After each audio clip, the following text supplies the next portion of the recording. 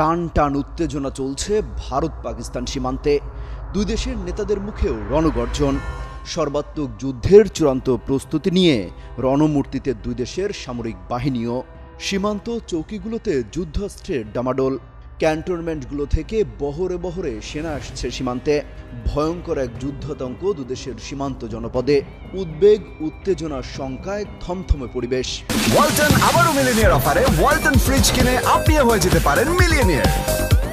Millionaire ছড়াছড়ি দেশ জুড়ে, এটা শুধু ওয়ালটনই পারে। দিনে সেনা টহল, রাতে হামলার ভয়। পরমাণু শক্তিধর দুই প্রতিবেশীর এই যুদ্ধ দামামা ছড়িয়ে পড়েছে দক্ষিণ এশিয়া সহ পশ্চিমা বিশ্বেও। ঘাড়ের উপর নিঃশ্বাস ফেলছে বড় যুদ্ধের শঙ্কাও। এমন রুদ্ধশ্বাস অবস্থার মধ্যে বৃহস্পতিবার মাঝ রাতে ভারত পাকিস্তান গোলাগুলিতে কেঁপে ওঠে কাশ্মীর সীমান্ত। প্রায় রাতভরি চলে এই হামলা। বিভিন্ন গণমাধ্যম বলছে পাকিস্তান সেনাবাহিনী আগে গুলি চালায়, পাল্টা গুলি চালায় ভারতও।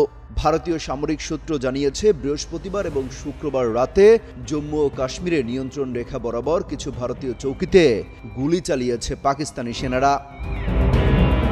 নাম প্রকাশে অনিচ্ছুক একটি সূত্রকে উদ্ধৃত করে পিটিআই জানিয়েছে, পাকিস্তানের উদ্যোগে নিয়ন্ত্রণ রেখার কয়েকটি জায়গায় ছোট অস্ত্র দিয়ে গুলি চালানোর ঘটনা ঘটেছে। ফলে ভারতীয় সেনাবাহিনীও পাল্টা গুলি চালিয়েছে। থেমে থেমেই চলে সেই গোলাগুলি। তবে এই গুলি বিনিময়ে কোনো হতাহতের ঘটনা ঘটেনি। উত্তেজনার রেশ বাড়তে থাকায় পাকিস্তানে যে কোনো সময় হামলা করতে পারে ভারত। সেই কারণে হুমকি মোকাবেলায় প্রস্তুতি নিচ্ছে পাকিস্তানের সশস্ত্র বাহিনীও। সীমান্ত লাগোয়া ঘাঁটিগুলোতে সেনার সংখ্যা বৃদ্ধি করছে রাওয়ালপিন্ডির সেনা কর্মকর্তারা। পাকিস্তানের এক নিরাপত্তা কর্মকর্তা আল জাজিরাকে বলেছেন, আমরা উচ্চতরের সতর্কতা বজায় রাখছি, কিন্তু ভারতের মতো আমরা আমাদের প্রস্তুতি নিয়ে কথা বলে কোনো অপ্রয়োজনীয় হাইপ তৈরি করতে চাই না।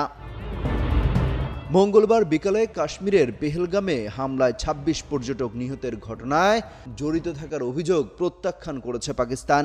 শুক্রবার পাকিস্তানের পার্লামেন্টের উচ্চকক্ষ সিনেটে এই বিষয়ে সর্বসম্মতিক্রমে একটি প্রস্তাব পাশ হয়েছে। এতে ভারতের অভিযোগকে উদ্দেশ্যহীন ও রাজনৈতিক উদ্দেশ্য প্রণোদিত বলে জানানো হয়েছে।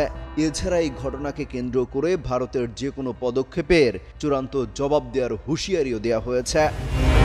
অমিত হাসান রবিন, যুগান্তর নিউজ।